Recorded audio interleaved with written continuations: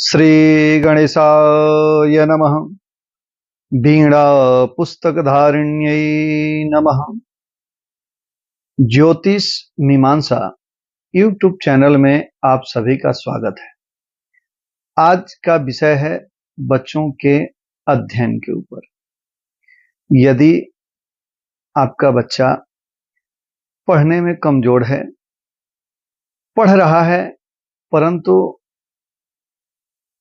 परीक्षा में अंक उत्तम प्राप्त नहीं कर पा रहा है, या कोई विशेष कंपटीशन का तैयारी कर रहा है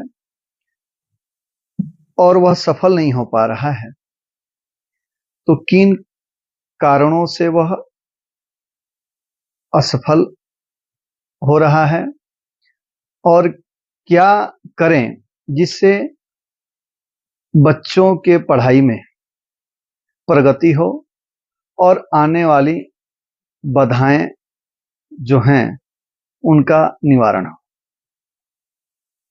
जन्म कुंडली में सूर्य आत्मबल, स्मरण शक्ति, विवेक का कारक है।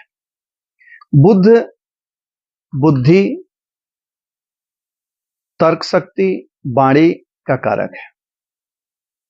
बृहस्पति शिक्षा का कारक है। ऐसे भी हम सब सूर्य आदि नवग्रह के प्रार्थना के समय में बोलते हैं, सूर्यम शौर्य मथेन्दु रुच्च पदवीम शन मंगलम मंगलम सदबुद्धिंच बुधो गुरुश्च गुरुताम। यानी कि सूर्य शौर्य का कारक है, बुध बुद्धि का कारक है और बृहस्पति गुरुत्व का कारक है।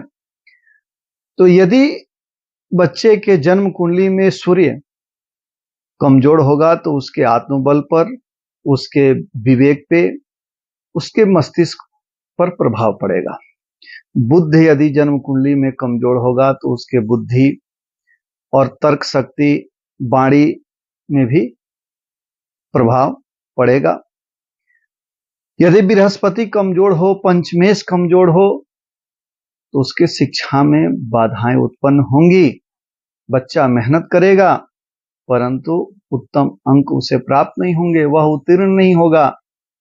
यदि किसी विशेष कंपटीशन के लिए वह तैयारी कर रहा है, परीक्षा के समय में पढ़े हुए विषयों को भी वह समय पर भूल जाएगा। तो यदि बच्चा पढ़ाई कर रहा है तो आप मेरे बताए हुए उपचार को करते हैं, तो यदि बच्चा छोटा हो या बड़ा हो, वह निश्चित रूप से अपने अध्ययन के क्षेत्र में प्रगति प्राप्त करेगा और सफल होगा। ज्यादातर वास्तुविद यह बताते हैं कि बच्चे का स्टडी रूम ईशान कोण में होना चाहिए, परंतु आज के समय में छोटे घर होते हैं, फ्लैट्स आदि में भी जो स्थान होते हैं वह कम होते हैं। तो हम स्टडी रूम किसको बनाएं, कहां बनाएं, ये अलग विषय है। बालक जिस भी कक्ष में पढ़ाई कर रहा है उस कक्ष में ईशान कोण में एक टेबल पर पीला कपड़ा बिछा करके उस पे एक सरस्वती यंत्र और एक एजुकेशन टावर स्थापित करें और अपने पंडित जी से, पुरोहित जी से सूर्य यंत्र, बुध यंत्र और बृहस्पति यंत्र निर्माण कराकर उसका फ्रेमिंग करा लें और उसको भी स्थापित कर दें। 2 मोर का पंख भी आप जहां पर टेबल रखे हैं दीवार में आप टेप इत्यादि से उसको लगा दें। बच्चे से प्रतिदिन बोलें कि वहां पर बैठकर 11 बार ओम ऐं सरस्वत्यै नमः, मां सरस्वती के इस बीज मंत्र का वह जप करे। संभव हो तो पुष्प आदि भी चढ़ाए और उसी कक्ष में वह पढ़ाई करे। यदि बच्चा ऐसा करता है तो निश्चित रूप से वह अध्ययन में सफल होगा। यदि बच्चा